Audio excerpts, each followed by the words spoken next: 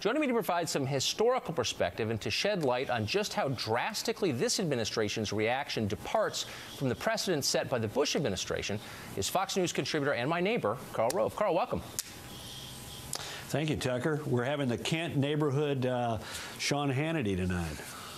As we should every night. Karl, I don't know if you've seen the Washington Post today, but members of the Obama administration have said off the record to the Washington Post that this is basically the fault of the Bush administration, that these are the systems set up by the Bush people, and these are the fruits of those systems.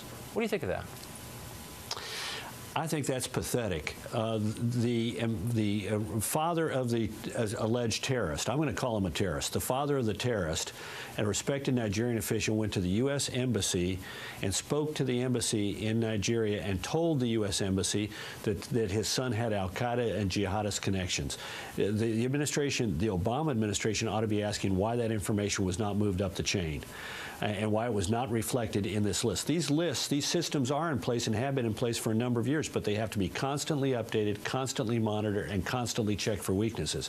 A second question that ought to be asked is why did the administration, or why did this individual get on an airplane in a foreign country with potentially, it sounds like, some problems with his visa? I mean, this guy should have been caught several different ways through here, but for the administration, the Obama administration, to first and foremost decide it needs to launch a political attack on the previous administration, and it's all the fault of the Bush administration, is pretty pathetic. So I know you were obviously a key member of that administration, and that administration's been attacked by the Obama people, but stand back and give me just a clear-eyed assessment of the sort of normal rules here for a president. This president was not notified until 3 hours after this incident became known. Is that a long time? Yeah. It seems a long time.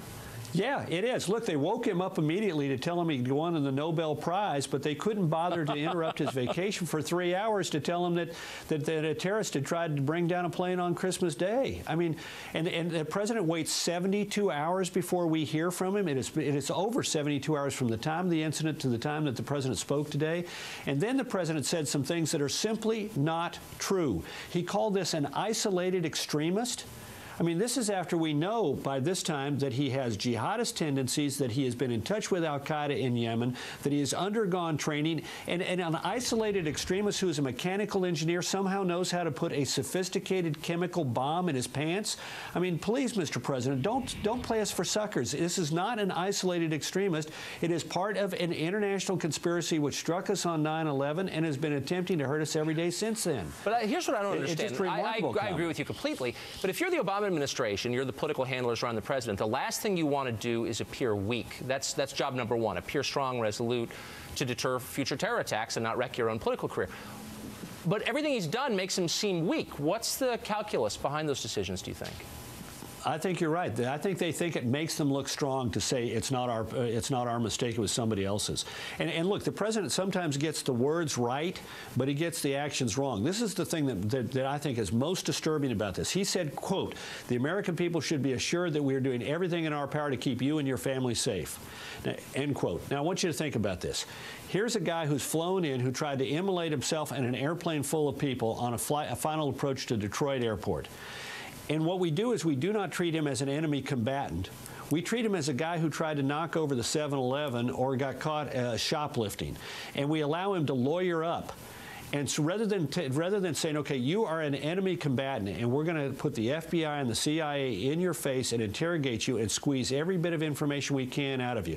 I'm not talking using enhanced interrogation techniques, though those might have been useful. But let's just say that we sweat the guy and we don't give him the chance to clam up behind an attorney and claim, Fourth Amendment rights of search and Fifth Amendment right to not incriminate himself. I mean, we've now lost a valuable. We had a chance to take this guy, sweat him, and find out the chain of command up the line that activated him, trained him, prepared him, equipped him, and sent him into action. And now we've got him hiding behind a public defender whose job it is, under our Constitution, under our law, to treat him as if he were a common criminal, a U.S. citizen, and accorded every right under our Constitution, when he is an enemy combatant. So instead, the primary response to the administration appears to be not allowing passengers to use the bathroom an hour before landing, not letting people keep blankets on their laps, pillows behind their heads, their computers. Why is it that when this administration can't stop a suspected terrorist from getting on a plane with a bomb, the rest of us can't use the bathroom? Why the overreaction? Why are we paying the price for this? Well, because they've got their priorities wrong, because they view this as a criminal action. I mean, look, if you view it as a war, then you're going to do everything you can to stop it, and you're going to do everything to get when you get a hold of these people to find out how you can break up future plots. If you consider it a crime, it's just a sort of a nuisance that we got to deal with, and you're going to let the whole process sort of work itself out as you would if you picked up a shoplifter or a guy who tried to knock over a 7-Eleven. I mean, this is the appalling lack of understanding on this administration's part of what we're actually in, or worse than that, a fundamentally mistaken view of what it is that we're in. I mean, they're treating this guy as if he were a common criminal. He is an al-Qaeda terrorist, but a I jihadist. Suppose their position is, and it's not on paper a crazy position, if you believe that our justice system most of the time produces justice, then why not use it? Because this is not a crime. This is a war. That's like saying that every one of those guys that we piled into prison camps in World War II in the southwestern deserts of the United States, the Japanese and German prisoners of war, were entitled to ACLU representation. This is a war. We ought to treat these people as enemy combatants. If we decide to bring them to justice, as we decided to bring Nazi saboteurs in World War II to justice, do it through a military tribunal. Don't do it in a way that that sort of ties an arm behind your back. Right. I mean, think about this. How much valuable information was lost in the 72 hours that we've now seen since this guy was picked up? How quickly did he lawyer up? How much was did he say before that? How much could he have said if CIA or FBI interrogators had a chance to put the fear of God in this guy and sweat him, as we've seen in a dozen television crime dramas or an infinite number of crime movies? What if they were able to do that? But they can't, because he's lawyered up, because this administration is treating it as a crime, not an act of war. Finally, one very, very quick question. If you're Obama and you're looking over at Janet Napolitano, who has just told America on ABC that the system worked great, how mad are you at her for saying something like that?